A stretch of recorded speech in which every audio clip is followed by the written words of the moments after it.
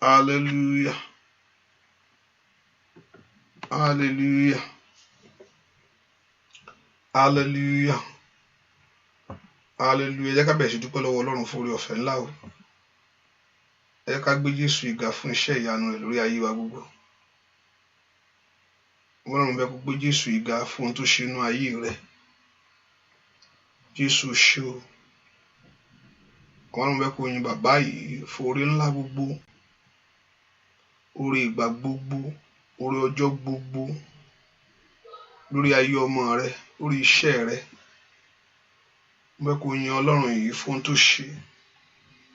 Ọba tó ṣe ohun ńlá, ọba tó ṣe ohun ọ̀tun lórí ilé rẹ̀ gbogbo. Bẹ̀ kó gbé Ọlọ́run ga lọ́wọ́lọ́wọ́ báyìí. Jésù ṣé o. Somebody appreciate him right now. Jẹ́ ká dúpẹ́ lọ́wọ́ Ọlọ́run yìí. Oore ńlá lórí ayé rẹ̀ sẹ́. Bẹ̀ kó gbé Ọlọ́run yìí ga. Bẹ̀ kó yin Ọlọ́run yìí. Bẹ̀ kó dúpẹ́ lọ́wọ́ Jésù yìí, ọba tó fẹ́ àánú ńlá gbà ọ́. Ọba tó fẹ́ àánú ńlá wá ayé rẹ̀ rí. Ọlọ́run gbé Jésù ga fún oore ọ̀fẹ́ rẹ̀ sẹ́. Yìn fún ohun iṣẹ́ ìyanu rẹ̀. Dúpẹ́ lọ́wọ́ Ọlọ́run yìí. Dúpẹ́ lọ́wọ́ Ẹlẹ́dàá.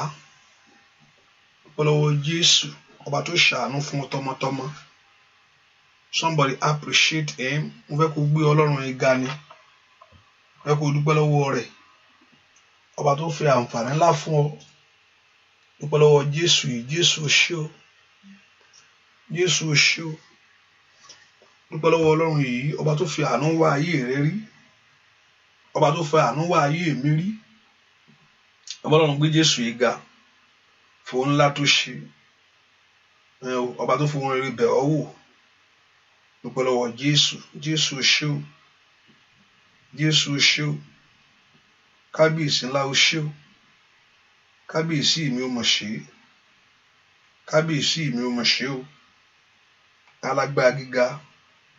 Ọlọ́run ìmọ́lẹ̀, ọba tí ò fẹ́ àwọn tiẹ̀ sílẹ̀. Ọba tí ò dojú gbàgbọ́ ní. Ọba tí ò jẹ́ olùlẹ̀. Ọba tí ò jẹ́ tiẹ̀ gbé láyé. Orí aya ọpẹ́ rẹ̀ dà níwájú Olúwa. Dúpẹ́ lọ́wọ́ Ọlọ́run. Dúpẹ́ lọ́wọ́ Ọlọ́run yìí. Jésù ṣé o. Jésù ṣé o. Jésù ṣé o. Dúpẹ́ lọ́wọ́ ẹni tó ní ọ́. Somebody appreciate him wherever you are. Bẹ́ẹ̀ kó fi àǹfààní ìgbé Ọlọ́run ga. Bẹ́ẹ̀ kó fi àǹfààní ńlá ìdúpẹ́ lọ́wọ́ Ọlọ́run. Ọba tó kú fún ọ. Ọba tó jìyà nítorí rẹ. Ọba tó kú fún mi. Ọba tó jìyà nítorí tèmi. Jésù aláàánú mi ò mọ̀ ṣe o. Jésù ṣé o. Dúpẹ́ lórí ayé ọmọ rẹ gbogbo. Dúpẹ́ lórí ilé rẹ gbogbo. Ọba tó fi oore ọ̀fẹ́ ńlá fún ọ. Ọba tí ò dojú tì ọ́. Ọba tó dojú ìgbàgbọ́ tì ọ́.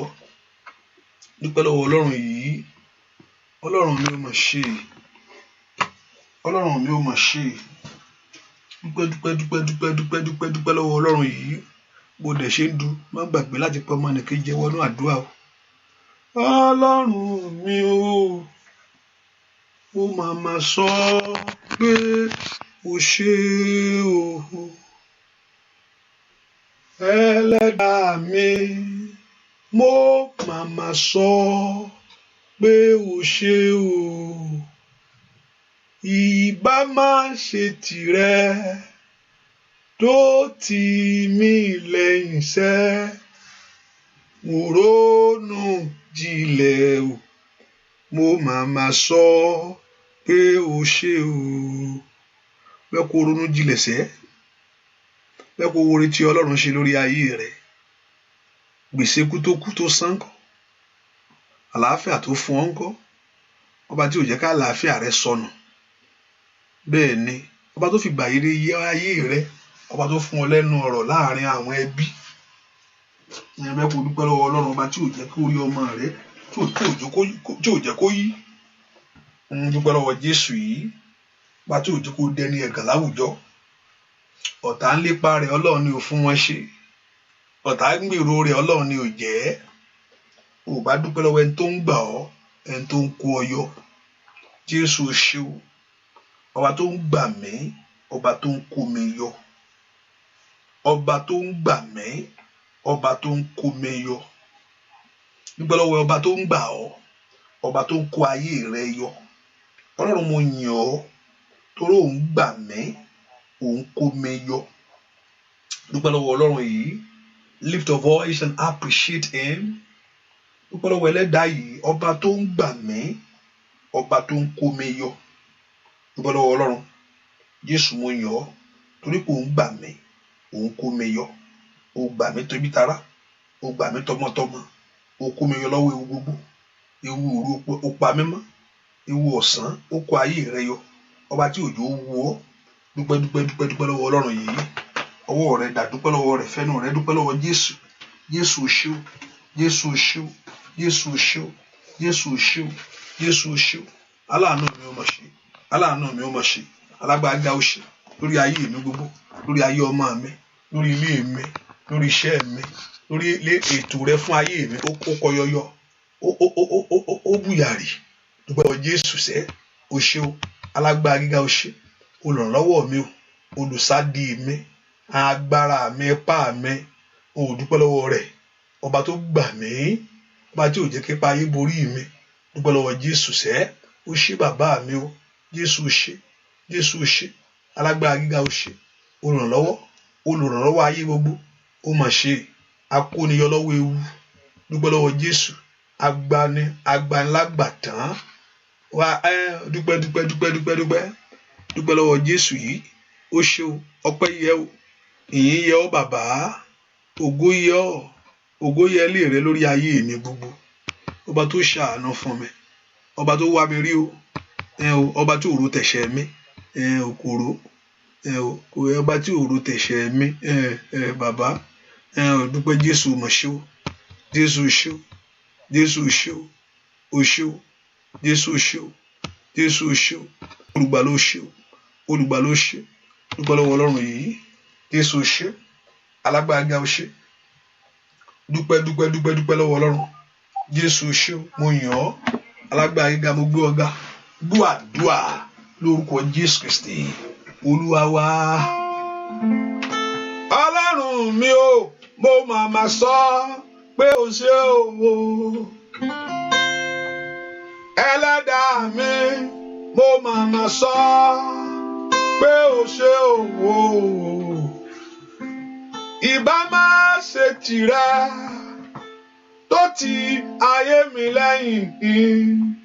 Mo ronú jinlẹ̀ o, mo máa sọ pé o ṣé o.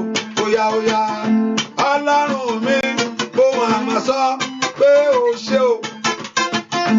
Ọlọ́run mi, mo máa sọ pé o ṣé o. Bàbá, ìbá má ṣe tìrẹ tó ti mí lẹ́yìn. Óyá mo ronú jinlẹ̀ o, mo máa sọ pé o ṣé o.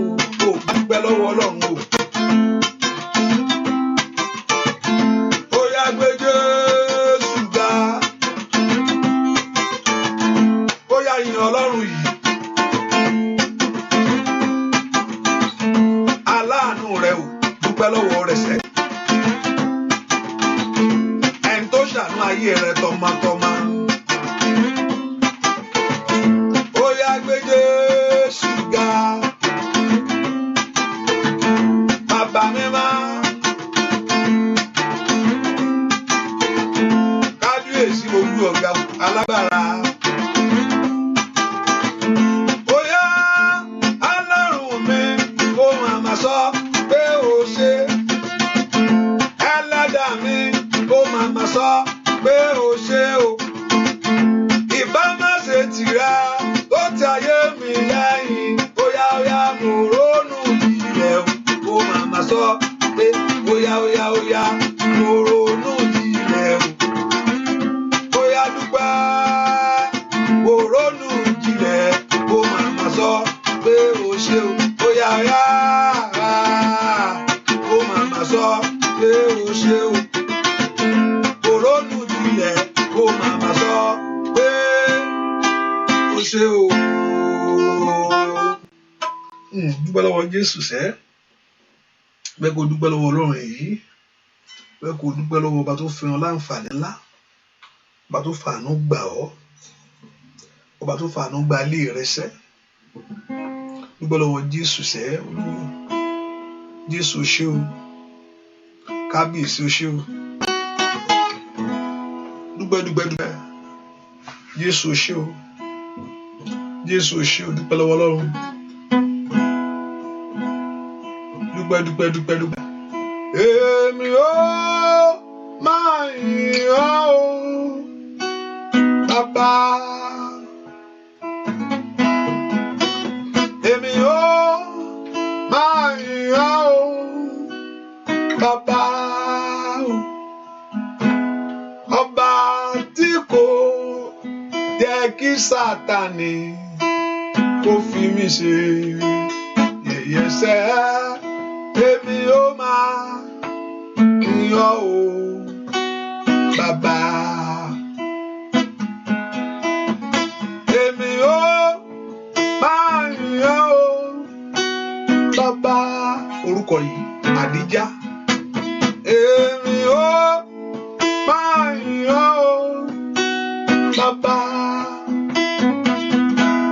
Ọba tí kò jẹ́ kí Sátánì kó fi mí ṣe yẹ̀yẹ́ sẹ́. Èmi ó máa yìn ọ́ o, Bàbá. Èmi ó máa yìn ọ́ o, Bàbá.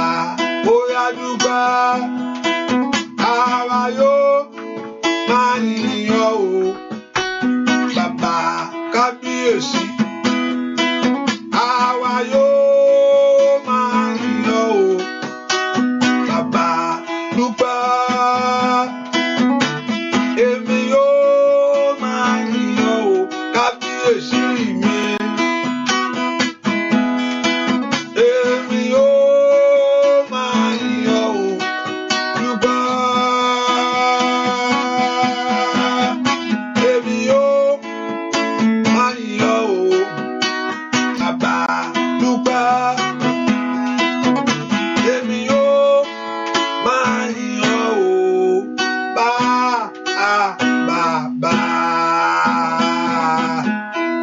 Dúpẹ́ lọ́wọ́ Ọlọ́run yìí, ọba tó fàánú gbà ọ́, ọba tó fàánú kó ọ yọ. Bẹ́ẹ̀ kò gbé Jésù ga. Jésù ṣé o, ẹ gbé Olúwa ga bó tóbi.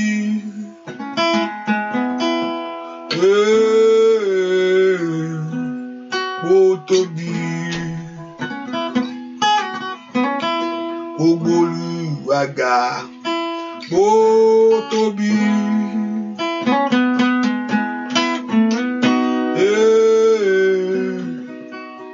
Bó tóbi.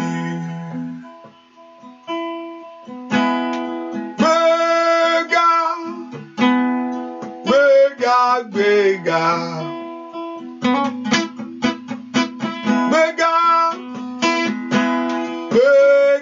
O, tóbi o. Mo gbé Olúwa ga bó tóbi, Bàbá.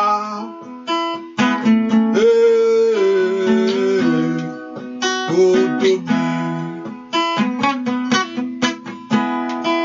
Mo gbé Olúwa ga bó tóbi. Dúpẹ́ lọ́wọ́ rẹ̀ sẹ́.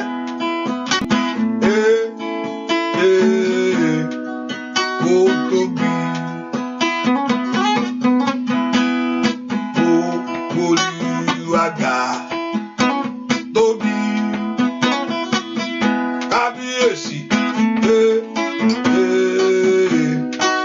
Bó tóbi. Ẹ bá mi gbéga sá. Gbéga o, gbéga.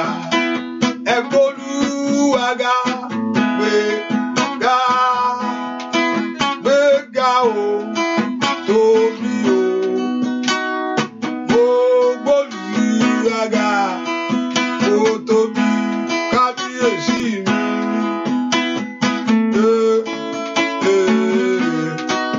Ó tóbi.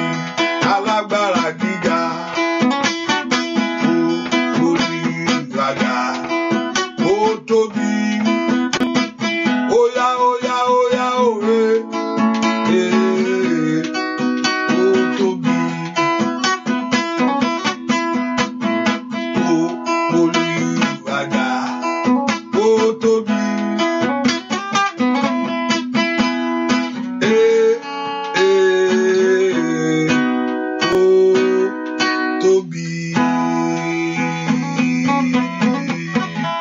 dúpẹ́ lọ́wọ́ Jésù yìí, ọba tó lágbára lórí gbogbo, ọba tó lágbára lórí, tó lágbára ńlá, ọba tó lágbára lórí gbogbo, ọba tó lágbára lórí ilé rẹ, ọba tó lágbára lórí ayé ọmọ rẹ, ọba tó lágbára lórí iṣẹ́ rẹ, ọba tó lágbára sẹ́, ọba tó lágbára lórí ohun gbogbo.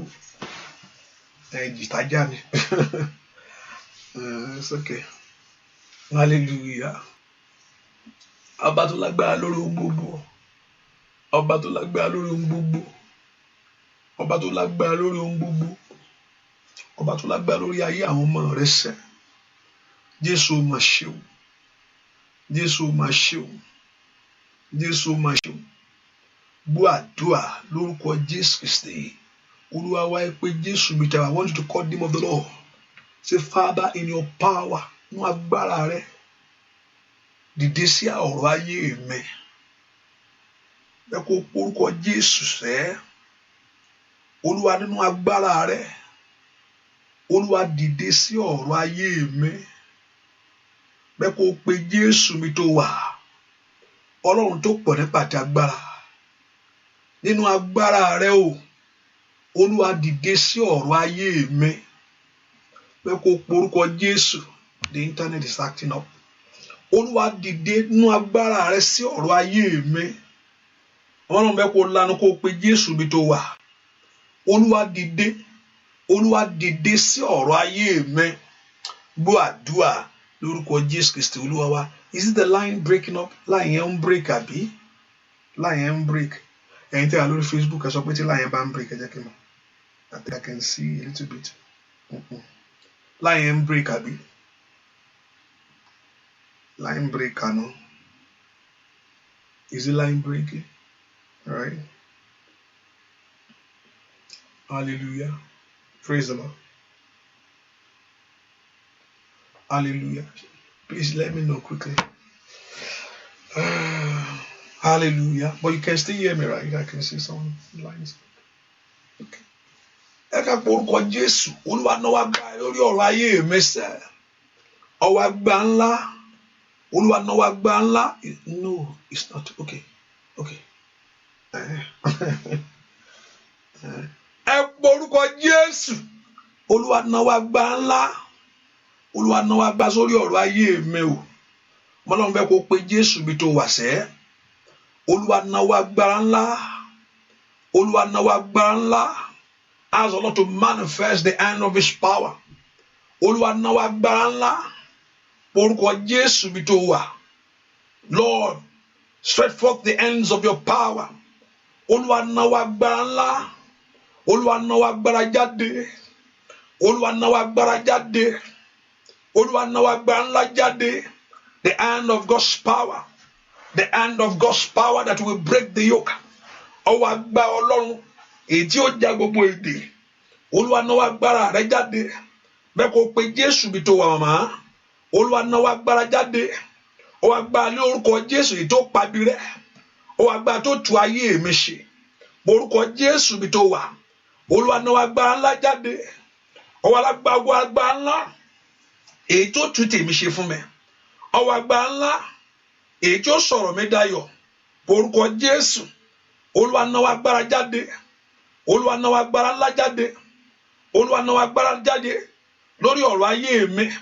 Olúwa nà jáde. Olúwa nà jáde. Olúwa nà jáde. Olúwa nà jáde. Olúwa nà jáde. Ọwọ́ agbára ńlá. Ọwọ́ agbára ńlá èyí tí ó tú tèmi ṣe fún mi. Ọwọ́ agbára ńlá èyí tó mú ìyanjú sí ọ̀rọ̀ mi. Orúkọ Jésù. Ọwọ́ agbára yẹn ló fẹ́ rí o. Olúwa ń fẹ́ rọ ọwọ́ agbára rẹ. Olúwa ń fẹ́ rọ ọwọ́ agbára rẹ. Olúwa ń fẹ́ rọ ọwọ́ agbára rẹ. Olúwa ń fẹ́ rọ ọwọ́ agbára rẹ. Olúwa ń fẹ́ rọ ọwọ́ ìṣẹ́gun rẹ. Olúwa ń fẹ́ rọ ọwọ́ ìdáǹdè rẹ. Ọwọ́ agbára tí ń bò ayé ẹni láṣìírí. Orúkọ Jésù. Ọwọ́ agbára tí ń tú orí ẹni ṣe. Ọwọ́ agbára tí ń tú ayé ẹni ṣe. Ọwọ́ agbára tí ń ran ayé ẹni lọ́wọ́. Ọwọ́ agbára tí ń bá ayé ẹni gbẹ́rù ẹni. And the hand of God's power. The hand of God's power. The hand of God's power. Orúkọ Jésù. Olúwa náwó agbára jáde. Olúwa náwó agbára ńlá jáde sórí ọ̀rọ̀ ayé mi. Olúwa náwó agbára jáde sórí ọ̀rọ̀ ayé àwọn ọmọ mi gbogbo. Olúwa náwó agbára jáde, ọwọ́ agbára tó tún tèmi ṣe fún mi.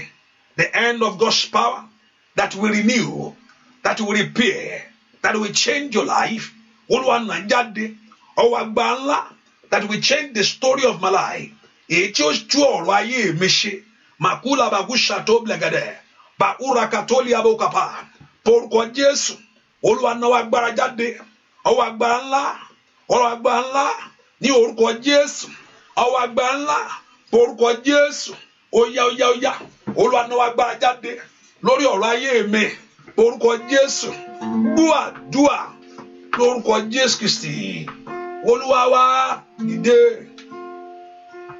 Ọlọ́run mi dìde o, dìde, Ẹlẹ́dàá mi dìde o, dìde o, kò gbèjà mi jà bàbá, dìde, Ọlọ́run mi dìde o, dìde, Ọlọ́run mi dìde o, dìde, Ẹlẹ́dàá mi dìde o, dìde o, kò gbèjà mi jà bàbá, dìde, Ọlọ́run mi dìde o, óyá dìde, Ọlọ́run mi dìde o, dìde, Ẹlẹ́dàá mi dìde o. Let God arise. Dìde, Ọlọ́run mi dìde o, dìde o, kò gbèjà mi jà bàbá, dìde, Ọlọ́run mi dìde o, óyá dìde, Ọlọ́run mi dìde o, lórí ayé mi ò dìde, Ọlọ́run mi dìde, agbára jíǹde kó wọnú ayé rẹ, dìde, Ọlọ́run mi dìde o, abániṣe kó bọ́ ṣe dìde, Ọlọ́run mi dìde, ó yá káyé rẹ kojú bẹ́ẹ̀ yẹn lọ, dìde, Ọlọ́run mi dìde, gbogbo abá àti fa iye ẹni sẹ́yìn, dìde, Ọlọ́run mi dìde o, ó yá dìde, Ọlọ́run mi dìde o, dìde o, kò gbèjà mi jà bàbá, dìde, Ọlọ́run mi dìde o. Ẹ porúkọ Jésù. Olúwa dìde nítorí ọ̀rọ̀ ayé mi. Porúkọ Jésù dáadáa. Ask the Lord to arise because of your life. Ǹjọ́ tí Ọlọ́run bá dìde lógún ṣẹ́. Ǹjọ́ tí Ọlọ́run bá dìde ni ogun yẹn ṣẹ́. Until the Lord arise. Tí Ọlọ́run ò bá dìde yẹn á wà ní òpó yẹn tipẹ́tipẹ́. Mẹ́kọ̀ọ́ porúkọ Jésù. Ǹjọ́ tó dìde ni Fáráò jẹ́ kí àwọn ọmọ Ísírẹ́lì lọ. Ẹ porúkọ Jésù bí tẹ́ wà. Call the name of Jesus Christ wherever you are. Ask the Lord, Daddy, arise. Olúwa dìde. Ogun ayé yìí ò lè last 1 second. Tí Ọlọ́run bá dìde. Níbo? Ogun náà kò bá jọ tó wọn. Kò gbogbo àgbáyé ò bá kóra wọn jọ. Kò lè last ní ìṣẹ́jú kan. Ẹ porúkọ Jésù. My Lord and my Father, arise today. Olúwa dìde nú agbára ńlá. Nú agbára rẹ ni kò dìde sí ọ̀rọ̀ ayé mi o. Ẹ porúkọ Jésù bí tẹ́ wà. Orúkọ Jésù, orúkọ Jésù, orúkọ Jésù. Nínú agbára rẹ ni kò dìde o. Nínú agbára rẹ ni kò dìde o. Nínú ìṣẹ́gun rẹ ni kò dìde o. Nínú agbára rẹ ni kò dìde o. Somebody pray that Lord God of heaven to arise to favor your life. Olúwa dìde nú agbára kó bá gbogbo ogun wí. Olúwa dìde nú agbára kó bá gbogbo ogun ọ̀tá wí. Olúwa dìde nú agbára kó bá gbogbo ogun òkùnkùn wí. Olúwa dìde nú agbára gbọ́ àdúà lórúkọ Jésù Kristi. Olúwa wá. Àwọn ọmọ mi tó láwọn ní testimony yẹn. Ẹ lè pè at any time now. So because I don't know kí internet máa ṣòjì. Hallelujah. So you can call. So I know that I've put that at finish side here, so we know that any good thing that will happen for us. So you can call at any time. Let me make sure I'm looking at it, so when you call I will know that you are calling. That orúkọ Jésù. Olúwa dìde. Gbogbo agbára kágbára èyí tó dó tí ayé mi o. Thank you my daddy. Ẹnìkan gbàdúrà o, sọ fún Ọlọ́run gbogbo agbákágbára tó jẹ́ kí ìrànlọ́wọ́ sá fún ayé mi. Sọ fún Ọlọ́run, every power that remove help from your life, help pass from your life. Gbogbo agbára tó jẹ́ kí ìrànlọ́wọ́ kù nú ayé mi, kó má rí ìrànlọ́wọ́ láyé. Gbogbo agbára tó fẹ́ kí n rólù ìrànlọ́wọ́, kò sí béèyàn ṣe lè ṣe nǹkan láyé. Ìrànlọ́wọ́ ẹni tó ń wọ́kọ́ ìrànlọ́wọ́ ló ń wá o, ẹni tó sì ń wáyà ìrànlọ́wọ́ ni o, olùrànlọ́wọ́ ló pè àbí. Bẹ́ẹ̀ ni agbákágbára èyí tó jẹ́ kí ìrànlọ́wọ́ jìnnà sí mi, tí ayé ò fi wù ọ́ bẹ́ẹ̀ tọ́rọ̀ ìkan ràn lọ́wọ́. Olúwa dé bá mi ṣẹ́ ogun náà nú ayé mi lónìí o. Gbogbo agbákágbára, gbogbo ipákípá èyí tí ò fẹ́ kí olùrànlọ́wọ́ dìde fún ayé mi, ẹ porúkọ Jésù dáadáa. Ọlọ́run ṣẹ́gun ipá náà. Gbogbo ipá náà Olúwa sọ́dòfo. Gbogbo ìmọ̀ náà Olúwa sọ́dasán. Ìrànlọ́wọ́ dìde fún ayé mi. Somebody open your heart and pray. Ìrànlọ́wọ́ dìde fún ayé mi. Porúkọ Jésù. Kí ìrànlọ́wọ́ ńlá kó dìde fún ọ. Olúwa jẹ́ kí ìrànlọ́wọ́ dìde. Olúwa jẹ́ kí ìrànlọ́wọ́ dìde. Gbọ́ àdúà lórúkọ Jésù Kristi Olúwa wa. Gbọ́ àdúà lórúkọ Jésù Kristi Olúwa wa. Ẹ pé Jésù, aláàánú ayé mi dìde wá mi rí. Orúkọ Jésù dáadáa. Aláàánú ayé mi, ó yá dìde wá ayé mi rí. Bẹ́ẹ̀ kó porúkọ Jésù. Aláàánú ayé mi o, ó yá dìde wá ẹni tó gbà aṣọ ìyà ẹ lára ẹ. Ó tó yẹ kó ṣẹlẹ̀ sáyé ẹ, ó yẹ kó ṣẹlẹ̀. Aláàánú ayé mi o, ó yá dìde wá ayé mi rí. Porúkọ Jésù. Ikaraba o shatolagaba. Let the helpers of your life, let the helpers of your dream locate you. Aláàánú ayé mi o, ó yá wá ayé mi rí. Porúkọ Jésù dáadáa. Orúkọ Jésù. Orúkọ Jésù. Aláàánú ayé mi o, ó yẹ wá ayé mi rí. Ẹni tí ó gbà aṣọ ìyà ẹlẹ́ran láyé ẹ. Ohun tí ó ṣẹlẹ̀ tí ẹkún yẹn ó fi dópin, tí ó fi dópin. That will put an end to your sorrow. Aláàánú ayé mi wá mi rí. Aláàánú ayé mi wá mi rí. Porúkọ Jésù. Let the helpers of your life pauka paru satoyaba to locate you right now. Let the helpers of your life locate me right now. Helpers of my life locate me right now. Olùrànlọ́wọ́ mi wá mi rí o. Aláàánú ayé mi wá mi rí. Aláàánú ayé mi wá mi rí. Porúkọ Jésù. Aláàánú ayé àwọn ọmọ mi wá wọn rí. Somebody pray. Ẹni tí ó ṣàánú fún ọ. Ẹni tí ó ṣàánú fún ọ. Aláàánú Mòṣífójétì. Ó mà wọrí. Ò Dáfídì ni. Aláàánú ayé mi wá mi rí. Ẹ porúkọ Jésù. Aláàánú tí ó gbọ̀nyà lára mi. Aláàánú tí ó mú òṣì ayé mi kúrò. In Jesus' name we pray. Aláàánú ayé mi o. Ẹ porúkọ Jésù. Aláàánú ayé mi wá ayé mi rí. I can't hear, I see no good. I hear. What is clear? I don't understand. Me, I'm trying to pass on to me. Someone says, no, sir. It's okay. I'm sorry. No, sir. It's good. Okay. It is clear. Okay. It is loud. Okay. I'm sorry. Ẹ porúkọ Jésù. Aláàánú ayé mi wá mi rí. Aláàánú ayé mi wá. Jẹ́ kí ìṣẹ̀lẹ̀ yanu kó ṣẹlẹ̀. Orúkọ Jésù.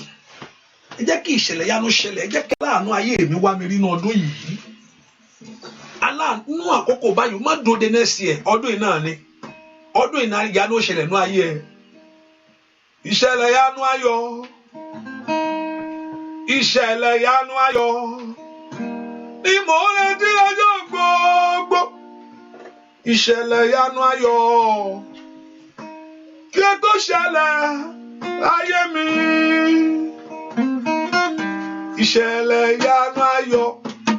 Ìṣẹ̀lẹ̀ yanu ayọ̀. Ni mo retí lọ́jọ́ gbogbo. Ìṣẹ̀lẹ̀ yanu ayọ̀. Kí ó tó ṣẹlẹ̀ láyé mi. Ó yá. Ìṣẹ̀lẹ̀ yanu ayọ̀. mò ń retí lọ́jọ́ gbogbo.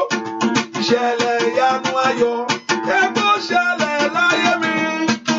Ìṣẹ̀lẹ̀ ìyanu ayọ̀, ìṣẹ̀lẹ̀ ìyanu ayọ̀ ni mò ń retí lọ́jọ́ gbogbo. Ìṣẹ̀lẹ̀ ìyanu ayọ̀ ẹ kó ṣẹlẹ̀ láyé mi. Ìṣẹ̀lẹ̀ ìyanu ayọ̀, ìṣẹ̀lẹ̀ ìyanu ayọ̀ ni mò ń retí lọ́jọ́ gbogbo. Ìṣẹ̀lẹ̀ ìyanu ayọ̀ ẹ kó ṣẹlẹ̀ láyé mi. Ìṣẹ̀lẹ̀ ìyanu ayọ̀, ìṣẹ̀lẹ̀ ìyanu ayọ̀ ni mò ń retí lọ́jọ́ gbogbo. Ìṣẹ̀lẹ̀ ìyanu ayọ̀ ẹ kó ṣẹlẹ̀ láyé mi. Ìṣẹ̀lẹ̀ ìyanu ayọ̀, ìṣẹ̀lẹ̀ ìyanu ayọ̀ ni mò ń retí lọ́jọ́ gbogbo. Ìṣẹ̀lẹ̀ ìyanu ayọ̀ ẹ kó ṣẹlẹ̀ nílé mi. Ó yá, ìṣẹ̀lẹ̀ ìyanu ayọ̀, ìṣẹ̀lẹ̀ ìyanu ayọ̀ ni mò ń retí lọ́jọ́ gbogbo. Ìṣẹ̀lẹ̀ ìyanu ayọ̀ ẹ kó ṣẹlẹ̀ láyé mi. Ìṣẹ̀lẹ̀ ìyanu ayọ̀, ìṣẹ̀lẹ̀ ìyanu ayọ̀ ni mò ń retí lọ́jọ́ gbogbo. Ìṣẹ̀lẹ̀ ìyanu ayọ̀ ẹ kó ṣẹlẹ̀ nílé mi. Gbàdúrà. Ìṣẹ̀lẹ̀ ìyanu ayọ̀, ìṣẹ̀lẹ̀ ìyanu ayọ̀ ni mò ń retí lọ́jọ́ gbogbo.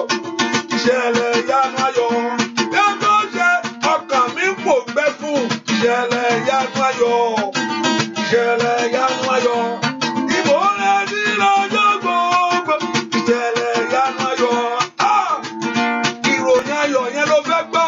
Ìṣẹ̀lẹ̀ ìyanu ayọ̀, ìṣẹ̀lẹ̀ ìyanu ayọ̀ ni mò ń retí lọ́jọ́ gbogbo.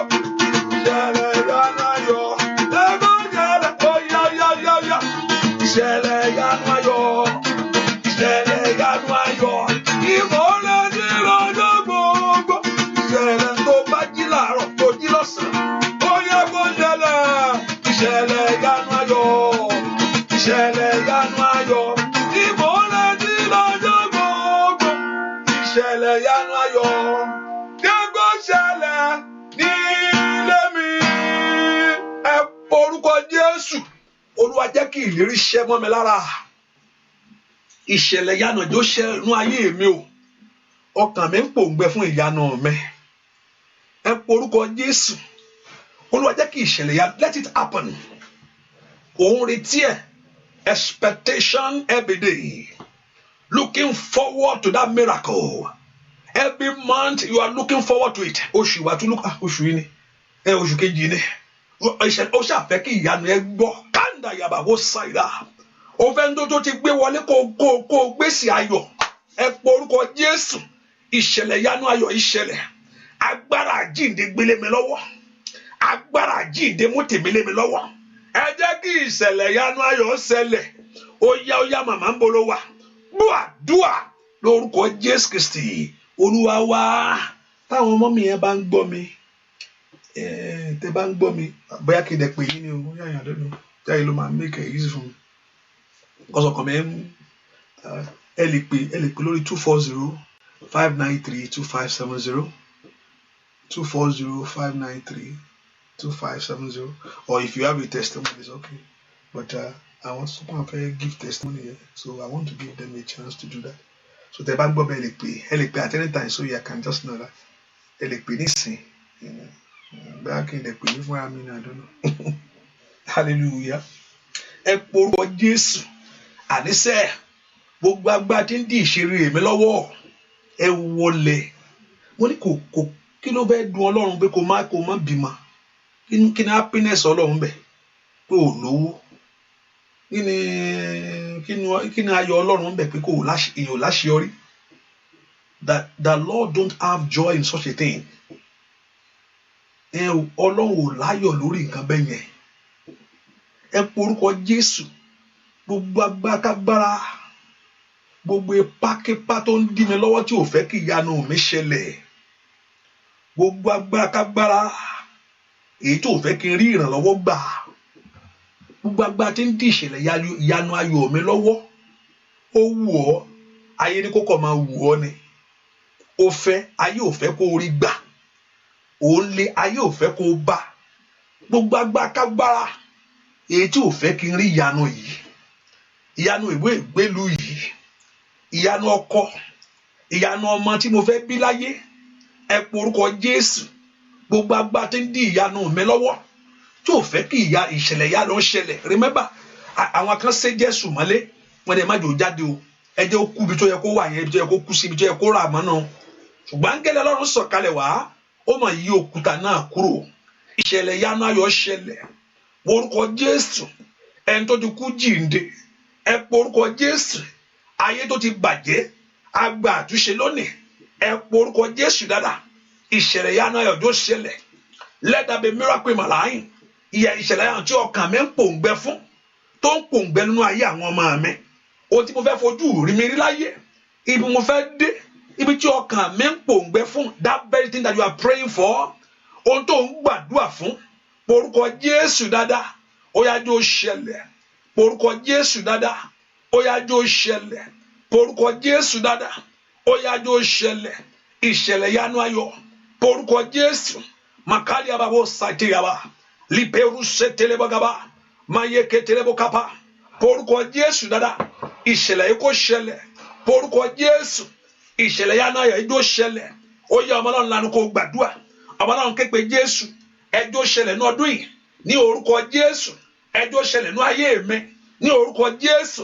Ẹjọ́ ṣẹlẹ̀ lórí iṣẹ́ mi, ìṣẹ̀lẹ̀ ìyanu ayọ̀, ní orúkọ Jésù. Èyí tí ó mú àṣeyọrí wá, ìṣẹ̀lẹ̀ ìyanu ayọ̀, èyí tí ó mú ìbùkún wá. Gbọ́ àdúà lórúkọ Jésù Kristi Olúwa wa. Gbọ́ àdúà lórúkọ Jésù Kristi Olúwa wa. Gbọ́ àdúà lórúkọ Jésù Kristi Olúwa wa. Ẹ sọ fún Jésù, gbogbo agbára tí ń dí mi lọ́wọ́, èyí tí ò fẹ́ jẹ́ kí n lórí mú, gbogbo agbára tí ń dí mi lọ́wọ́, èyí tí ò fẹ́ kí n lórí ṣe, gbogbo agbára tí ń dí mi lọ́wọ́, èyí tí ò fẹ́ kí n lórí gbà, àwọn agbára náà ó yẹ tẹríba wájú mi. Gbogbo agbára tí ń dí mi lọ́wọ́, gbogbo agbára tí ń dí ayé mi lọ́wọ́, lórúkọ Jésù Olúwa tẹrí wọn ba lónìí. Gbọ́ àdúà lórúkọ Jésù Kristi Olúwa wa. Àmín. Èmi mo pè yín ni màmá torí mo ti ń sọ pé mo pè yín kó má di pé àṣetán ẹ tún pè mí padà ní o, ẹ ti gbàgbé mo ti ń sọ pé bóyá kẹ ẹ lè pè mí báyìí, mo ti fi ń sórí line nísìnyí, màá fi ń sórí akẹ́ sọ̀rọ̀ jáde báyìí lóko lórí mi fẹ́ kẹ́ pè mí after the service pé okay, all right, so màá fi ń sórí speaker nísìnyí, so all right, okay, mo ti fi ń sórí speaker, wọ́n ń gbọ́ yín lẹ̀. Hello, ma, wọ́n ń gbọ́ yín. Hello, praise the Lord. Hallelujah. Mo fẹ́ dúpẹ́ lọ́wọ́ Ọlọ́run fún oore tó ṣe nínú ayé mi nínú ìdílé mi. Mo dúpẹ́ lọ́wọ́ Ọlọ́run alààyè, Ọlọ́run orí òkè, ọba tí ò fi mí sílẹ̀ ní gbogbo ìgbà. Àmọ́ ń ké pé ó dẹ̀ ń dá mi lóhùn. Olúwa ṣe ohun ìyanu nínú ayé mi. Ohun gbogbo tí mo béèrè lọ́wọ́ rẹ̀, ó ń dá mi lóhùn. Ó ń gbọ́ àdúrà mi. Concerning my son, mo béèrè fún àánú Ọlọ́run pé kó rí school tó dára, kó rí scholarship. Ọlọ́run dẹ̀ dá mi lóhùn. Ó tún fi eléyìí tó wù ú tó jẹ́ the best division 1 ó tún bá mi fún. Mo ń yan Ọlọ́run lógo nípasẹ̀ yìí. Nínú ilé mi náà mo dúpẹ́ lọ́wọ́ Ọlọ́run pọ́lọ́run gbà àkóso. Ògo Ọlọ́run farahàn, Ọlọ́run fi títóbi agbára rẹ̀ hàn. Mo sì gbàgbọ́ wípé ibi tó kù sí Ọlọ́run mi á bá mi ṣe lórúkọ Jésù. Mo dúpẹ́ lọ́wọ́ Ọlọ́run alààyè fún ìdí èyí, mo fẹ́ kẹ́ bá mi yin Olúwa lógo. Mo dẹ̀ dúpẹ́ lọ́wọ́ dáàdì wa náà pé wọ́n fi mí sílẹ̀ gbogbo ìgbà. Ògo Ọlọ́run àtúbọ̀ máa wà nínú ayé wọn. Àmín Jésù. Ìwọ̀n náà Ọlọ́run á bá mi bì í. Àmín. Ok, jẹ́ kí n gbàdúrà fún orúkọ Jésù. Ọlọ́run á gbé ọ̀gá fún ohun tó ṣe inú ayé wọn. A dúpẹ́ pé fún ẹ̀rí ńlá ètò Ọlọ́run ṣe fún wọn. A dúpẹ́ fún ògo. A dúpẹ́ fún ọwọ́ ẹwà ìwọ Ọlọ́run. A dúpẹ́ fún agbára àṣeyọrí ní ọ̀nà gbogbo. A dúpẹ́ pé inú ayé ọmọ yìí kó Ọlọ́run ó gba gbogbo. Orúkọ rẹ̀ sì gbé ga. Ẹ fún ọwọ́ ńlá agbára ìwọ Jésù lórí ayé arábìnrin àti ìdílé wọn. Ẹni mọ Ísírẹ́lì lórúkọ Jésù Olúwa gbọpẹ́, Olúwa gbà yín. Ẹni mọ Ísírẹ́lì ayọ̀, Olúwa gbọpẹ́, Olúwa gbà yín. Lórúkọ Jésù Olúwa gbọpẹ́, Olúwa gbà yín. Ẹni mọ Ísírẹ́lì ayọ̀, Olúwa gbọpẹ́. Oore yìí lórúkọ Jésù kó dalẹ̀ fún yín. oore lórúkọ Jésù kó dalẹ̀ lórúkọ Jésù kó di alẹ́ fún yín oore náà kó pọ̀ sí. Your testimony shall be permanent in the name of Jesus. Your testimony shall be permanent. Your testimony shall be permanent. Your testimony shall be permanent. Your testimony shall be permanent. Your testimony shall be permanent. So shall it be. Ẹ̀kọ́ kíní ilẹ̀, ẹ̀kọ́ lẹ̀ lọ́kọ̀ ọ̀rọ̀ ilẹ̀. Ohun tó Olúwa dè, Olúwa yóò tú lọ́wọ́lọ́wọ́ báyìí ẹ ṣàmì. Ohun tí ayé dè, ohun tó mẹ́kàn dè nǹkan papọ̀. Lórúkọ Jésù Olúwa yóò tú. Látòun lórúkọ Jésù ayé gba ìtúsílẹ̀. Ohun tí wọ́n bá ti dè papọ̀, wọ́n dè papọ̀. Lórúkọ Jésù ọ̀rọ̀ túlẹ̀ láti ṣiṣẹ́ lọ. Torí pé ẹ jẹ́rìí gbogbo wájú àwọn ènìyàn ní gbogbo ọ̀nà ẹ̀rí yín kó pọ̀ sí o. Ẹ̀rí yín kó pọ̀ sí. Ó yẹ sọ jáde ẹ sọ pé màá tún padà wá. Màá tún padà wá láìpẹ́ láì jìnnà. Ẹ tún sọ lẹ́ẹ̀kan sí. Ẹ tún sọ lẹ́ẹ̀kan sí. Màá tún padà wá. Ẹ tún sọ lẹ́ẹ̀kan sí. Màá tún padà wá láìpẹ́ láì jìnnà. Màá wá dúpẹ́ lọ́wọ́ Ọlọ́run àlàyé. Níwájú gbogbo ènìyàn. Lórúkọ Jésù ọ̀rọ̀ yẹn lórúkọ Jésù kò rí bẹ́ẹ̀ fún ibẹ̀ ṣe sọ. Lórúkọ Jésù ọ̀rọ̀ yẹn kó wá sí ìmọ̀ṣẹ́ fún yín. Bẹ́ẹ̀ ni ó sì rí láì lórúkọ Jésù Kristi Olúwa wa àmín àmín àmín lórúkọ Jésù hallelujah. Ẹ ṣé God bless my ṣé my papa. Yes sir, thank you. Yes ma'am. Ẹ ká sọ mo ti mú yẹn kúrò sọ ọkàn mi fún mi. Ẹ ká porúkọ Jésù dáadáa. Ọlọ́run ṣohun ọ̀túnú ayé mi. Ẹ porúkọ Jésù. Lord, do great thing in my life. Porúkọ Jésù, Olúwa ṣohun ọ̀túnú ayé mi. Ní gbogbo ọ̀nà, Olúwa ṣohun ọ̀tún. Ẹ porúkọ Jésù gbogbo èèyàn sẹ́. Olúwa ṣohun ọ̀túnú ilé mi. Olúwa ṣohun ọ̀túnú ayé mi. Gbogbo agbára tí ò fẹ́ kí n rí ìyanu yìí. Gbogbo agbára tí ò fẹ́ kí n rí ìyanu mi yìí. Gbogbo ipá tí ò fẹ́ kí n rí ìyanu mi yìí. Gbogbo agbára tí ò fẹ́ kí n rí ìyanu mi yìí. Ẹ porúkọ Jésù. Agbára àjíǹde ó yá palẹ̀ rẹ̀ mọ́.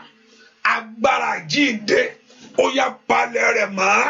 Agbára àjíǹde gbogbo agbára tí ò fẹ́ kí oore tó ń nà sí mi tẹ̀ mí lọ́wọ́. Ẹnìkan gbàdúrà. Lórúkọ Jésù gbogbo agbára kágbára sọ fún Ọlọ́run gbogbo agbára kágbára fún oore tó ń nà sí mi tí òjò tẹ̀ mí lọ́wọ́. Ẹ porúkọ Jésù gbogbo agbára tí ń dí oore tó ń nà sí mi tí òjò tẹ̀ mí lọ́wọ́. Ẹnìkan porúkọ Jésù dáadáa. Porúkọ Jésù gbogbo agbára tó ń dí ohun tí oore tí Ọlọ́run nà sí ẹ tí òjò tẹ̀ lọ́wọ́. Ó mà sọ pé ọwọ́ tòun ò mà kúrú. Ẹ porúkọ Jésù gbogbo agbára kágbára ní orúkọ Jésù. Every power that is holding what you are giving to me.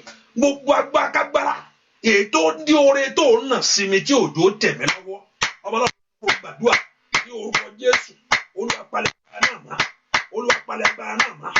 Olúwa palẹ̀ agbára náà mọ́. Olúwa palẹ̀ agbára náà mọ́. Orúkọ Jésù lọ́dà oore tá ń nà sí ẹ yìí. Gbogbo agbára tí òjò tẹ̀ mí lọ́wọ́.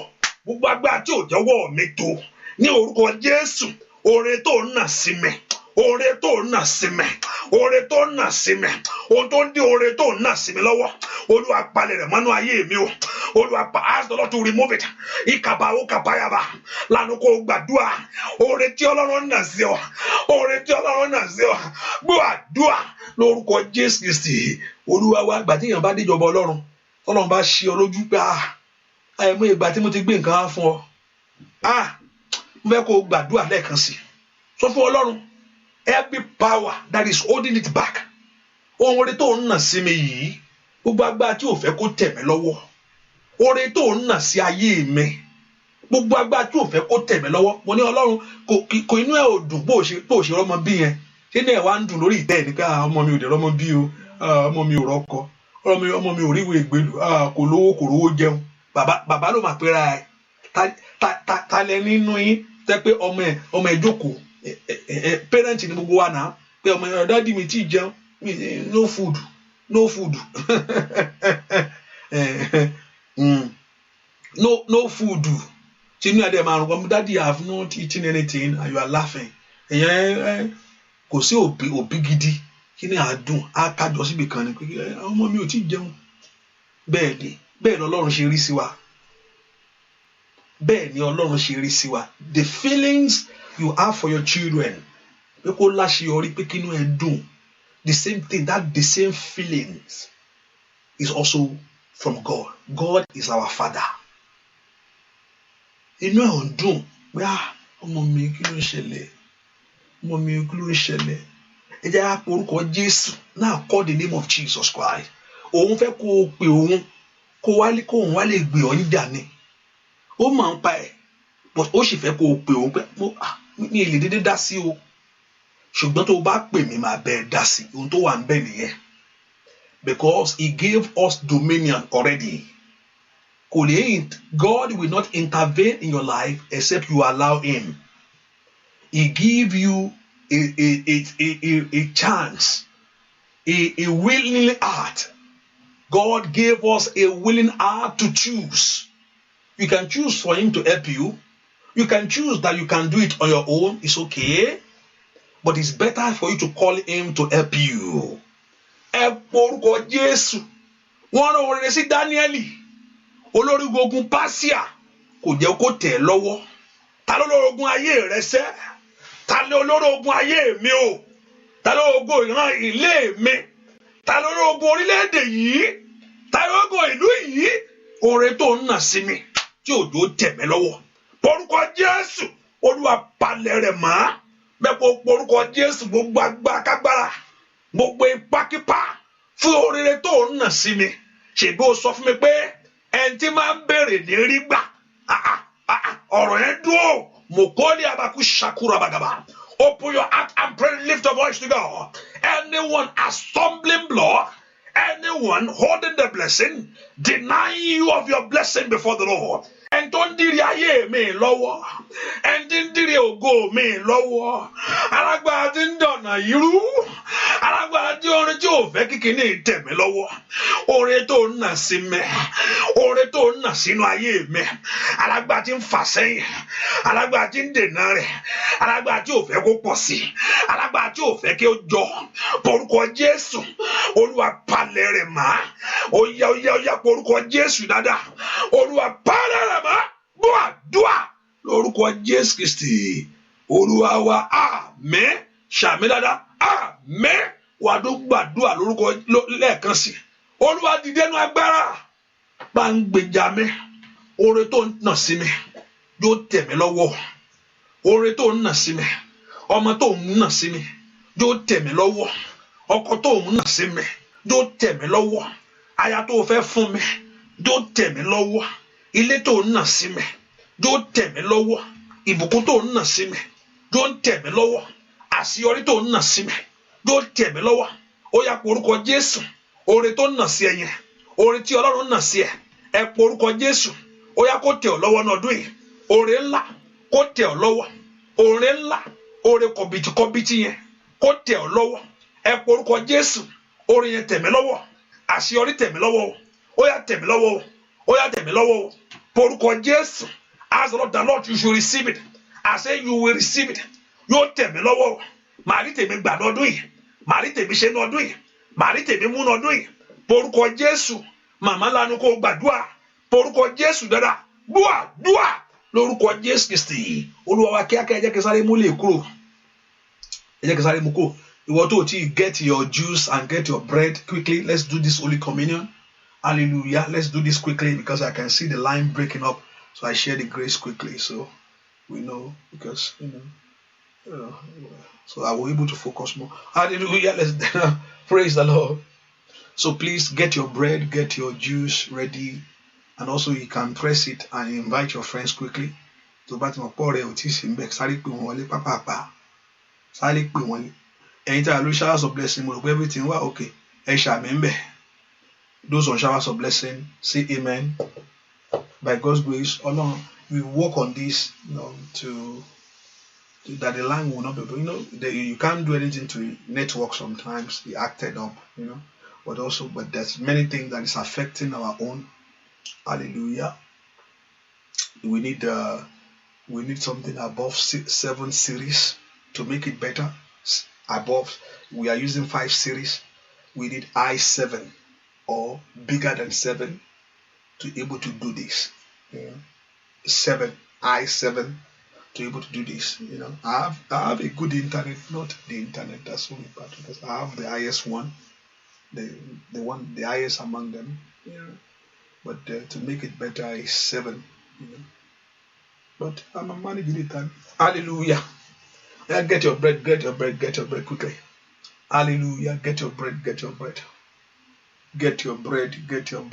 It is more papa. Jesus ní ká máa ṣe lé. Do this in remembrance of me. Kò ń pọ̀ jù. Kò gbogbo ayé rẹ jẹ́. But ó kọ̀ sọ fún wa pé check yourself when you want to eat it. Ẹ yẹra yín wò kẹ́ tó jẹ. Èèyàn dídé ń jẹ́ o. Ìkíní àìdáríjì ọmọnìkejì. Ọlọ́run sọ pé òun ò lè dáríjì ẹ̀ gbàgbé ń pa ẹ̀. Kò sí bó ṣe lè ṣe tó wà ti dáríjì ọmọnìkejì ẹ̀ forget about it. Kò sí kan tó lè wá lè wà pé Ọlọ́run tọ́lọ́run á fún ẹ. Ó ní tẹ́ ẹ̀ bá dáríjì ọmọnìkejì. Ó ní bàbá yín lọ́run kò ní dáríjì ọ́. Ẹni tọ́lọ́run ò bá dáríjì báwo ló ṣe fẹ́ ráàánú? Ẹni tọ́lọ́run ò dáríjì kò lè ráàánú. So ìkíní láti kọ́ dárí àní ẹni gẹ́gẹ́ mo dáríjì ṣùgbọ́n o láti ìdáríjì inú ọkàn wà Olúwa. I know it's very tough to do it. Ẹni tó bú ẹni tó ṣe kíní kan ẹni tó gbọ́kọ rẹ tó ṣe gbogbo ẹ̀ ó gbọ́kọ mi ní ó ṣe kíní kan ó parọ́ mọ́ mi ní ó ṣe kí ó fẹ́ ó dáríjì ni fún ẹni yẹn wà á dáríjì ni ó àgbà tí èèyàn bá dáríjì bẹ́ẹ̀ èèyàn lè máa get in tune with ẹni yẹn bẹ́ẹ̀ pé bíi tẹ́lẹ̀ kó máa sọ̀rọ̀ fún wa sísá sósòsò o lè má ṣe yẹn but gbogbo ìgbà tẹ́ o bá ti rí ẹni yẹn inú ẹ láti dùn tó bá ti gbọ́ nípa ẹni yẹn o láti fẹ́ tó bá ẹni yẹn bá need help o láti ràn lọ́wọ́ o lè kó anything o gbúdọ̀ kó o tún gbọ́ kọ́kọ́ ẹ̀ tó lọ òkè onírànù ní olókìní kankan o ti dáríjì nìyẹn o ibi tí dáríjì gbàgbọ́ dáadáa o ní wherefore whosoever shall eat this bread and drink this cup of the Lord unworthy shall be guilty of the body and the blood of the Lord, shall be guilty of it if you drink it unworthy. He said, let every man examine himself, and so let him eat of that bread.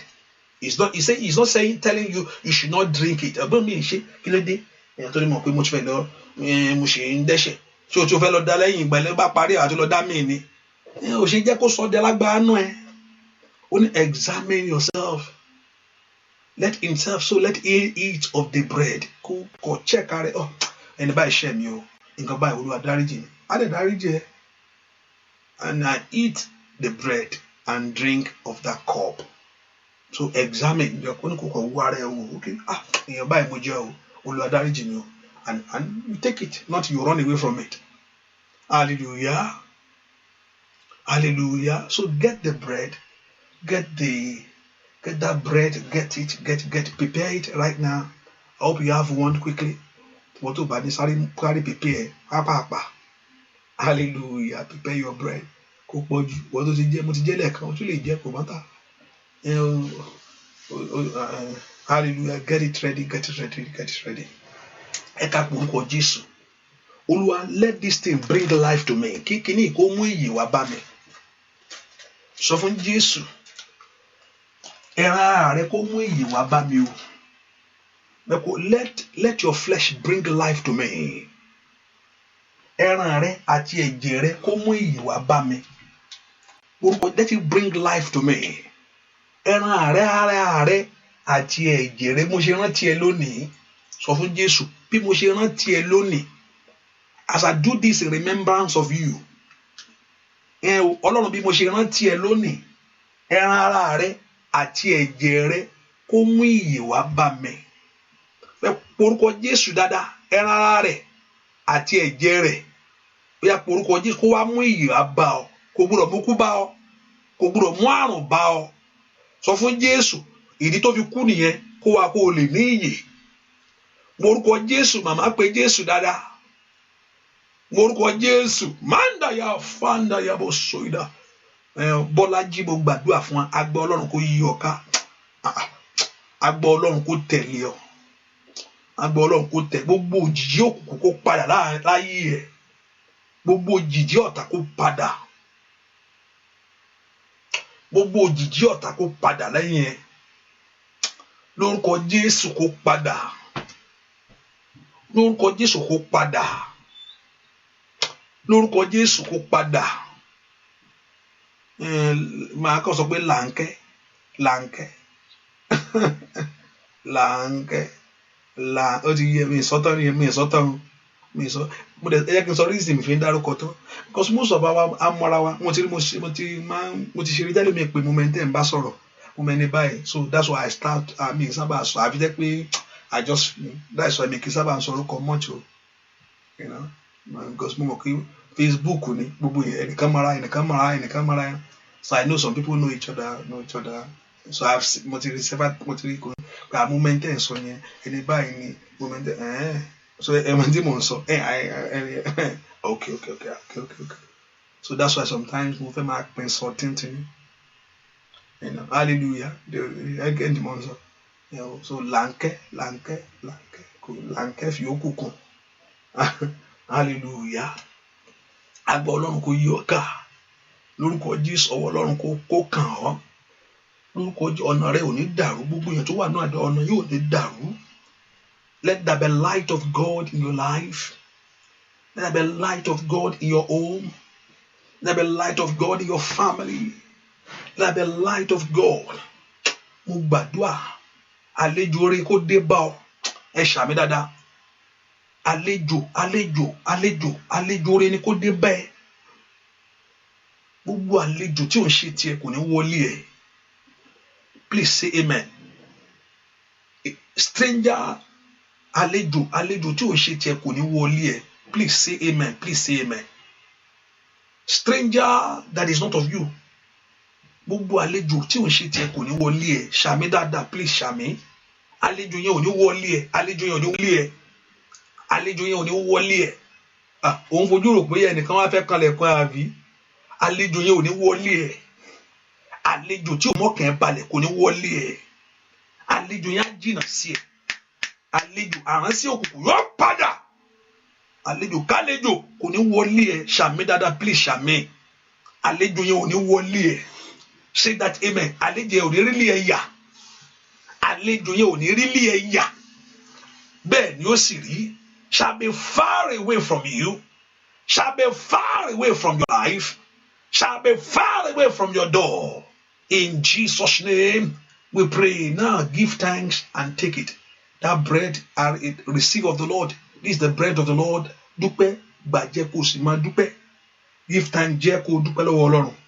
Give thanks to it and take it. Give thanks to it, kó take it. Dúpẹ́ lọ́wọ́ Ọlọ́run. Dúpẹ́ ó dágbára nù ẹ o. Ó dògó nù ẹ, kò ní rún ọ́nú, kò ní rún ọ́, ò ní sì jẹ. Ìyè yẹn lórúkọ Jésù ni kó mú wá fún ẹ. That life in self ni kó fún ẹ. Ní orúkọ Jésù, ìyè yẹn ni kó fún ọ. Ìyè yẹn ni kí búrẹ́dì yẹn fún ọ, ara rẹ̀ kó fún ọ. Ìyè yẹn ni kó fún ọ, ìyè yẹn gan, the life in self ni kó fún ọ. The life in self kó sọ ara rẹ̀ jí. Kó sọ ayé rẹ jí, kó dá aṣọ àṣírí lábò ọ́, bẹ́ẹ̀ ni ó sì rí. In Jesus' name we pray, amen. Now take the blood, take the cup. This is the cup of the Lord. He shed the blood. He said, this is a new testament. This is a new thing. This is a new ohun ọ̀tun rèé. Only as you drink it, mọ́kọ̀ bó bá ṣe ń gbé ẹnu pápápá, máa rántí ohun tó ṣe ní pé àwọn gun lọ́kọ̀. Ó jìyà ó wá ti tú mi sílẹ̀ ohun tó ṣe lónìí kò fi rántí. Do this in remembrance pé òun wá sáyé òun wá kú. Do this in remembrance of me. As often as you drink it. I told us tẹ́lẹ̀ oúnjẹ ni oúnjẹ wọ́n máa jẹ búrẹ́dì ńlá wọ́n máa jẹun gidi ni òun ṣe eléyìí tí ẹ pé ẹgbẹ́ àgọ́sì máa ń jẹ. Hallelujah. Gbàgósì máa kékeré kó máa kékeré máa oúnjẹ gidi ẹ̀ will set a table and begin to drink, they'll dine. Wọ́n máa jẹ oúnjẹ gidi ni, wọ́n ń jẹun ní. Wọ́n ti pé Paul sọ pé káwọn èèyàn míì jẹun lé kan tó dé, ìgbẹ́ mo sọ pé oúnjẹ gidi ni, oúnjẹ ni. Paul ní káwọn èèyàn jẹun lé kan tó wá. Kọ̀gbà tí wọ́n dé wọ́n ń bù bí ìgà kíni. Hallelujah. Àwọn méjì wọ́n máa fi ń ṣe ẹ ti jẹun lé kẹ́ tó dé náà. Àwọn ti jẹ gbogbo ẹ̀tọ́ káwọn yòókù tó dé. Oúnjẹ alẹ́ Olúwa ni wọ́n ń sọ̀p pẹ̀lú ẹ̀ ní. Oúnjẹ gidi gan ni. Hallelujah. Well, hallelujah. But now this is the cup of the Lord. As you often you drink it in remembrance of Him. In remembrance of Him. Father, this is your blood. Ẹ̀jẹ̀ rẹ rèé. This is what you have shed. O shed. Ìdí tó fi gbogbo ẹ̀ tó máa mú kíní nísinsìnyí. Mo fẹ́ kí ìṣẹ́gun yẹn kó farahàn ní àgọ́ ara wọn. I want that miracle to happen for them. Ẹ̀jẹ̀ tó ta sílẹ̀ kó wá di mímọ̀ nínú ayé wọn. Ẹ̀jẹ̀ tó bọ́lẹ̀ lórí àgbélébùú yẹn. Ó sọ pé ẹ̀jẹ̀ rẹ rèé. Kò sẹ́ni tó gbúdọ̀ tún mú ẹ̀jẹ̀ rẹ kí àìsàn wà ní ara wọn. Kò sẹ́ni tó gbúdọ̀ tún mú ẹ̀jẹ̀ rẹ yìí kí ayé wọn wà bákan náà mọ́. Ẹni tó ń wá ọmọ kò gbúdọ̀ tún mú ẹ̀jẹ̀ rẹ kí àìrọ́mọ bí kò máa jà lógun. Wọ́n ló sọ pé kíní ẹ̀jẹ̀ rẹ ni. Ṣé bó tó pè lábẹ́ pè é? Bàbá ohun tó pè lábẹ́ pè é olé ẹ̀jẹ̀ rẹ ni àdẹ̀gbàgbọ́. Gbogbo ẹni tí ó mú kíní yìí rábàkú ṣáìdẹ̀ bàkọ́rí kò tẹ̀ yàkàtà. Gbogbo ẹni tó fẹ́ mú ẹ̀jẹ̀ rẹ yìí agbára tí wàá ń bẹnu ẹ̀jẹ̀ rẹ yẹn ó yá kó di mímọ́. Ọmọ Ọlọ́run ṣàmì dáadáa. Àmín. Agbára tí ń bẹnu ẹ̀jẹ̀ rẹ, the power in that your blood. Agbára tí ń bẹnu ẹ̀jẹ̀ yẹn o, ètò ń tú ayé ẹni ṣe. Agbára tí ń sọ ayé ẹni di ayé. The power that revive life. Agbára tí ń lékú dànù. Agbára tó wà ń bẹnu ẹ̀jẹ̀ yẹn. Wọ́n ló pè lẹ́yìn. Èmi kọ́ mo sọ bẹ́ẹ̀ o. Ẹ gbọ́ mi dáadáa gbogbo èèyàn ẹ gbọ́ mi. Èmi kọ́ mo sọ bẹ́ẹ̀. Ohun tó pè ni mo bá a pè é. Ohun tó sọ rèé. Ohun tí Ọlọ́run wí nù. Ohun tí Jésù sọ ó ní ẹ̀jẹ̀ òun ló pè é. Ṣé ìyá dẹ̀ wá mú ẹ̀jẹ̀ kí ayé olú ẹ̀ wá rí bákan náà mọ́? Àyà wá mú ẹ̀jẹ̀ àìsàn tó wá bẹ́ ń bẹ̀. Ṣé ìyá wá tún mú ẹ̀jẹ̀ rẹ̀ kí ayé ẹni olú ẹ̀ á tó wá máa mófo? Kò gbúdọ̀ rí bẹ́ẹ̀. O gbúdọ̀ mọ ẹ̀jẹ̀ yẹn lónìí. Kí ìṣẹ́gun má ṣẹlẹ̀. Gbogbo ẹni tó gbé lọ́wọ́ ríbà kú ṣèkèlè bàkàbà. As you drink it, agbára tí ń bẹ́ẹ̀ bẹ́ẹ̀. Agbára tí ń bẹ́ẹ̀ bẹ́ẹ̀ tí ń torí ẹni ṣe. Agbára tí ń bẹ́ẹ̀ bẹ́ẹ̀ tí ń tú ayé ẹni ṣe. The power that's in that blood. Agbára tí ń sọ ayé ẹni dọ̀tun. Agbára tí ń tú orí ẹni ṣe. Agbára tí ń ran ayé ẹni lọ́wọ́. Agbára tí ń lékú dànù. Agbára tí ń lé àìsàn dànù. Ẹ̀jẹ̀ rẹ ló pè é. A sì gbàgbọ́. We believe that this is your blood. A sì gbàgbọ́ bẹ́ẹ̀. Bí ẹ̀jẹ̀ rẹ rèé. Gbogbo agbára táyé tí ń ṣàìsàn. Gbogbo agbára táyé ń fẹ́rẹ̀ rẹ̀ dànù. Wákàtà yábà. Robaku ṣèkèlè bọ̀. As you drink it. Bó bá ti mú ìyanu rẹ kó bẹ̀rẹ̀. Àmín. Ní orúkọ Jésù. Orísun ìkorò. Every root of bitterness. Orísun ìbànújẹ́. Orísun gbèsè. Ó yá kó gbẹ. Àmín. Ó yá kó gbẹ. Àmín. Agbára àjíǹde kó gbé ọ dìde. Lọ ṣe rere o. Kó ráàánú gbà. Jésù Kristi. Olúwa wa. Àmín. Ṣàmì dáadáa. Àmín. Ṣàmì àmín. Ó yá dúpẹ́ lọ́wọ́ Ọlọ́run kó mú. Dúpẹ́ lọ́wọ́ Olúwa oṣù. Ó bá ti gbàgbọ́ á rí bẹ́ẹ̀. Ìgbàgbọ́ ni. Ìgbàgbọ́ ni. Ó yá gbémúgbémú. Hallelujah.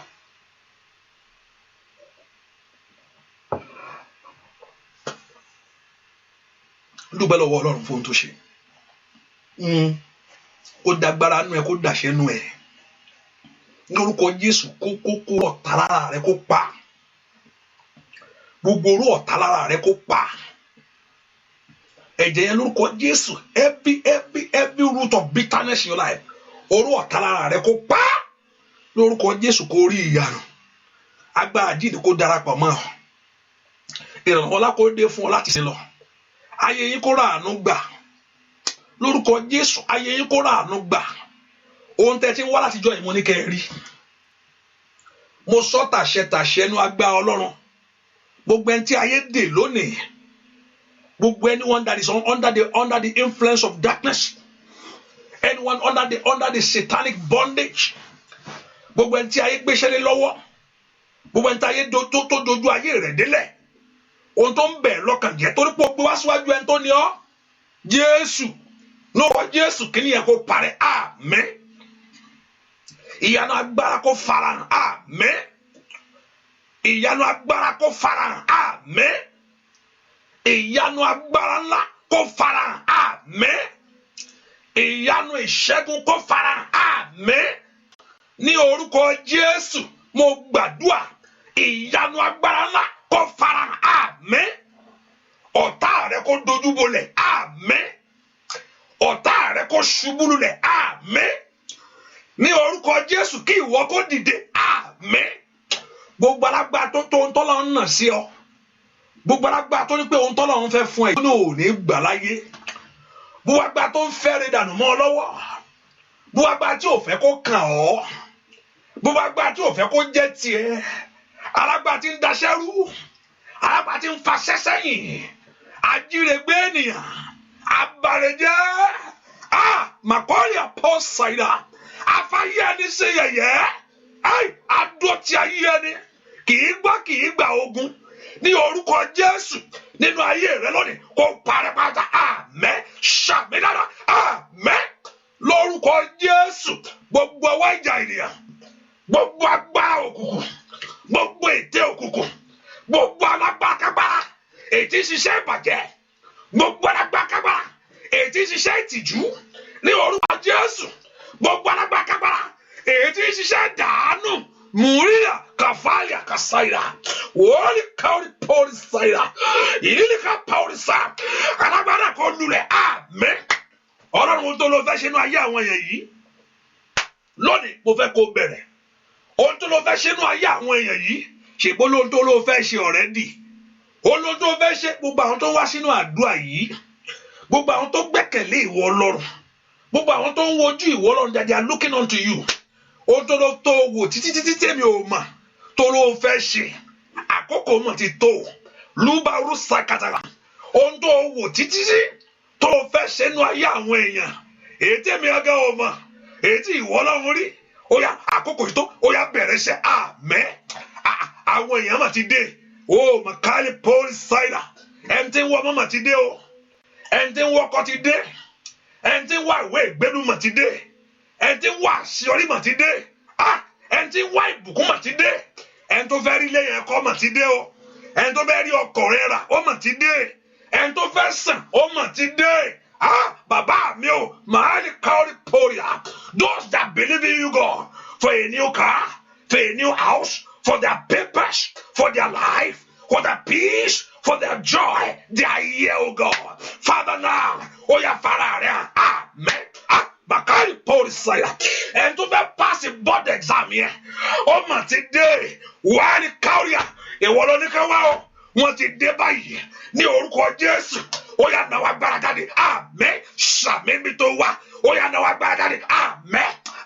And to Becky Color, go Panama today, she be Wolonia, Manda liabaka li peruse teleboa waika parusaida kata ribaguse telebo kapa iwolonika wa wọ́n mà ti dé Ọlọ́run wọ́n ti dé o ní orúkọ Jésù ó yá náwó agbára àmín.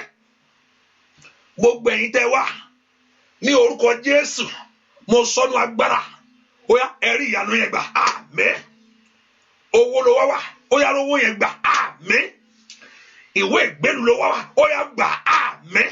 Ó ní kí n sọ̀rọ̀ àṣẹ yìí kàbàkùsà Mósè pariwo ń jọ yẹn ó múra mi létí Mósè ibi nọpa jáde kí ló wà lọ́wọ́ ẹ̀ náà sọ̀rọ̀.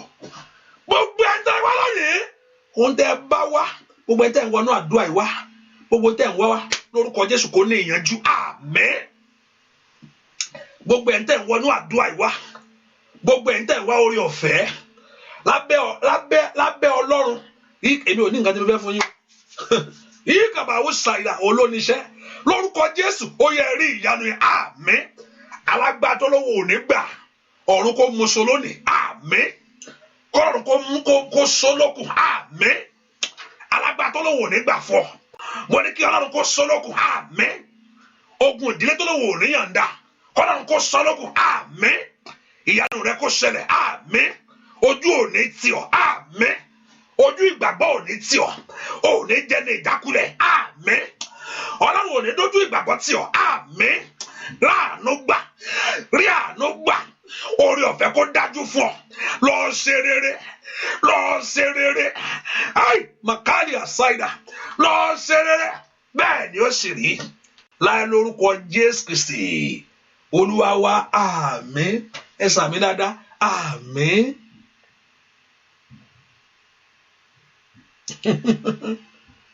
Gbogbo yẹn sọ pé ire ni ẹ sọ pé sọ pé ẹ kọ́ sọ pé ire ni gbogbo yẹn sọ pé ire ni sọ pé ire ni it's good news let me say good news sọ pé ire ni sọ bẹ́ẹ̀ ire ni sọ pé ire ni sọ pé ire ni ire ni okay now wá sọ pé ire ni fún mi kí ni ó jẹ́ fún ọ tó wá sọ pé ire ni fún mi. What is going to be for you is going to be good for me. So bẹ́ẹ̀, it is going to be good for my life. Ire ni fún mi. Kí ni ó jẹ́ fún ọ? Ire ni fún mi. Ire ni ó jẹ́ fún mi. Kó rí bẹ́ẹ̀ fún ọ. Kó rí bẹ́ẹ̀ fún ọmọ rẹ. Kó rí bẹ́ẹ̀ lórí ilé rẹ. Kó rí bẹ́ẹ̀ lórí iṣẹ́ rẹ. Kó rí bẹ́ẹ̀ ní ọ̀nà rẹ. Lórílẹ̀-èdè kó rí bẹ́ẹ̀ nígbà tó ń jà ránran yìí. Mo ní kó rí ire ni kó jẹ́ fún ẹ o. COVID-19 ire ni kó mú fún ẹ o. COVID-19 ire ni kó mú fún ẹ o. Kò gbọ́dọ̀ mú bànújẹ́ bẹ̀ fún ẹ o. Ẹlòmíì mo ní ẹlòmíì ò lówó nínú kinní yìí ẹlòmíì tiẹ̀ ń lówó lọ ni owó ń wọlé pàṣípàṣí bẹ́ẹ̀ ni sápò ẹlòmíì ń wọlé ni ire bẹ̀ ni kó mú fún ọ. Àṣeyọrí ibẹ̀ ni kó mú fún ọ. COVID-19 ire ni kó mú fún ọ. Ire ni kó mú fún ọ fọmọtọmọ. Ìbànújẹ́ bẹ̀ kò ní rí gbé fún ọ o. Kò ní yàsẹ́ ní ọ̀nà rẹ̀. Ire ibẹ̀ ni kó gbélé ọ lọ́wọ́. COVID-19 ire ibẹ̀ ni kó gbélé ọ lọ́wọ́. Ire ibẹ̀ ni kó gbé fún ẹ o. Ire ibẹ̀ ni kó gbé fún ọmọ ẹ. Bẹ́ẹ̀ ni ó sì rí. Ire ní ọ̀nà rẹ. Ire lórí iṣẹ́ rẹ. Ire nínú ilé rẹ ni. Ní orúkọ Jésù ní ìjáde rẹ àti wọlé rẹ ire ni bẹ́ẹ̀ ni ó sì rí láì lórúkọ Jésù Kristi Olúwa wa àmín sàmì dáadáa àmín ẹ pé orúkọ Jésù ó yá dáwọ́ ìjì dúró ní kíákíá Olúwa dá dúró Lord put an end to this sickness Olúwa dáwọ́ ìjì dúró àfẹ́ ìjì mọ́ o ìjì Olúwa dá dúró put an end to this very thing oh God. COVID-19 coronavirus Olúwa dá dúró Lord release knowledge kíákíá wọn lọ lè ṣe vaccine in 1 year 2 years sọ pé kọ́lọ́run kó fún wọn ní ọgbọ́n ṣe Ọlọ́run kí lọ́lọ́run ò lè ṣe Ọlọ́run tó lè sọ bẹ́ẹ̀ lọ máa mú omi kẹ́ máa mú tí ìwòsàn á sì dé kò ní dẹ̀ bàbá vaccine ò ṣòro lọ́wọ́ Ọlọ́run vaccine tó lè pèsè lọ́jọ́ kílẹ̀ ọ̀la tó mọ́ ṣé vaccine tán ló bá dúdú ọgbọ́n akọ̀ release knowledge kan lọ mú nǹkan báyìí lọ mọ̀ dá ilé papọ̀ gbẹjẹ ló ń jẹ́ bẹ́ẹ̀ bẹ́ẹ̀ ni it will just give wisdom onídìí pé vaccine kan á dẹ̀ bára mu á bá gbogbo ẹ̀ mu á lé COVID-19 wọgbó ẹ pé orúkọ Jésù wisdom of God Lord release it right now Lord fi ọgbọ́n yẹn lẹ̀ Lord release it àti mara wa gẹ́gẹ́ bí ẹlẹ́ṣẹ̀ mú Sátánì mú so Lord mú Sátánì so orúkọ Jésù mú Sátánì so ẹ pé orúkọ Jésù mú Sátánì yìí so mú Sátánì tí ń jà rárá tí Olúwa mú so Olúwa mú Sátánì so mú so Olúwa mú so kò gbúdọ̀ pamọ́ lórúkọ Jésù kò gbúdọ̀ pamọ́ Jésù fi ìyè rẹ̀ hàn bẹ́ẹ̀ ni ó sì rí láì lórúkọ Jésù Kristi Olúwa wa àmín ẹ gbàdúrà farakùnrin yìí Mr. Ṣẹ́gun Olúwa bá mi wò ó sàn Olúwa bá mi gbé dìde ibikíbi tó bá wà kíní yóò gbúdọ̀ borí ẹ o àtàlábẹ̀yìn tó ń fẹ́ ìwòsàn ní àgọ́ ara àwọn méjì tí mo mọ̀ yìí kó lọ bá mi wò wọ́n sàn, kó lọ bá mi wò wọ́n sàn, àtàwọn tí mi mọ̀ àti ẹni tí wọ́n náà mọ̀, ó lọ bá mi wò wọ́n sàn. Arákùnrin yóò gbúdọ̀ kú olóò appointment for death olóò yí dànù, bá ń yí dànù kó lórí rẹ̀. Ìwọ Sátánì gba ikú rẹ̀ lórúkọ Jésù. Ìwọ ló ní kú o, Sátánì ìwọ ló ní kú, gba ikú rẹ̀. Jésù ti gba kú tiwa kú, Jésù ti gba kú, ó ti gba kú arákùnrin ikú. Ìwọ Sátánì ìwọ ló ní ikú, ní orúkọ Jésù gba ikú rẹ̀. Lórúkọ Jésù ti gba kú arákùnrin ikú o, ní orúkọ Jésù. Ìwọ Sátánì gba ikú ẹ̀. Lord, let this man be healed. Bá ń gbé dìde, dá ìyè padà sínú ẹ̀, dó jáde kó lẹ́nu ọpẹ́. Àtàlábẹ̀yìn tó ń fẹ́ ìwòsàn ní àgọ́ ara yìí, Olúwa wò wọ́n sàn. Àní rí bí, àní gbọ́ bí lórí rẹ̀, àní rí bí, àní gbọ́ bí lórí rẹ̀. Olúwa yí dànù, bẹ́ẹ̀ ni ó sì rí láì lórúkọ Jésù Kristi Olúwa wa. Àmín. Sàmì dáadáa. Àmín. Kó rí bẹ́ẹ̀. Olúwa kó yọ omi ẹ̀ sí mọ́, kẹ́ra àánú gbà. Jésù Olúwa wa. Àmín. Àmín lórúkọ Jésù. Hallelujah. Praise the Lord. Ẹ ká fi sọ pé àdúrà yìí tẹ̀síwájú lọ́la. Remember, tomorrow is Tuesday, and also I pray for every those that are believing God for the fruit of the womb, and also if you are pregnant, also you can also pray. So tomorrow Tuesday, invite your friends and family, and also tomorrow is Tuesday, in the morning and in the evening, and also if you have a testimony, you can let me know. You can want to share it. It's okay, and I know God will do great things for you. Hallelujah. Jẹ́ ká ní ìgbàgbọ́. Àdúrà yà gbà. Ọlọ́run tó sọ̀rọ̀ kò parọ́. Yóò rántí ẹ̀ sí rí. Kò sí ohun tó jùlọ.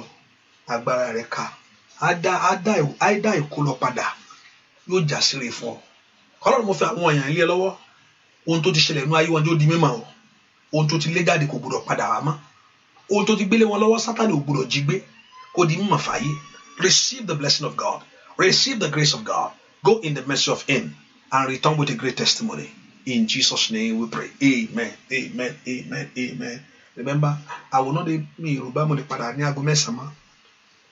No. I know today is Monday. I usually come on Monday night. But but like I'll be back. Me there is no. The Lord your God will help us in Jesus' name. So see you tomorrow by God's grace.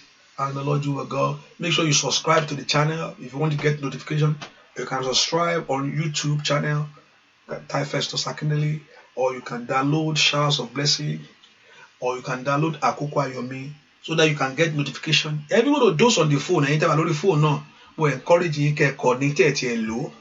But so timba wa live,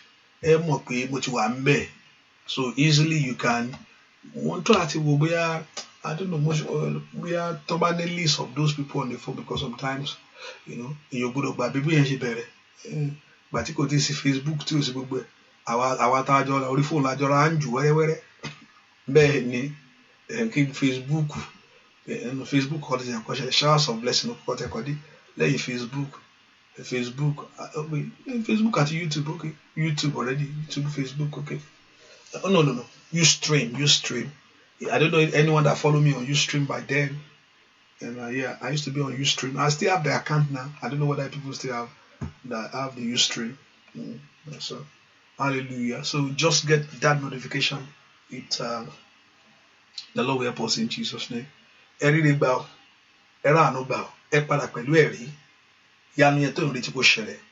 Jesus' name we pray. Amen. God bless you. Thank you for coming. Bye-bye.